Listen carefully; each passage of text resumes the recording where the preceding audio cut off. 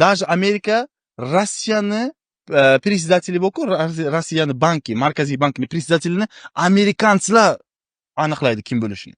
Rossiya aniqlab bilmaydi. Buni bizga aytishmaydi. BlackRock hamma joyni, hamma kompaniyalarni sotib olyapti. Hamma kompaniyalarga kirsangiz agar BlackRock, Vanguard sotib olyapti.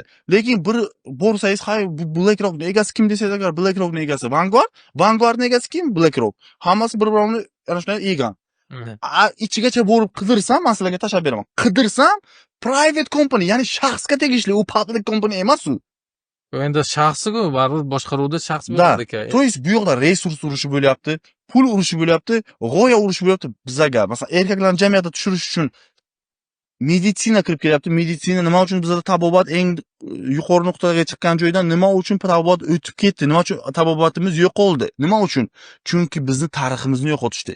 Qo'lyozmalarni yo'qotishdi.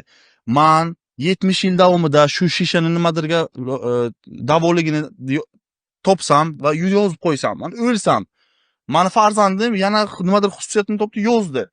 Yillar davomida u narsani xususiyati topilib keldi, masalan, birta avlod topilmadi, 10 ta avlod shu narsani topdi va o'sha narsani yoqib yuborishsa, tamom, tarix ketdi.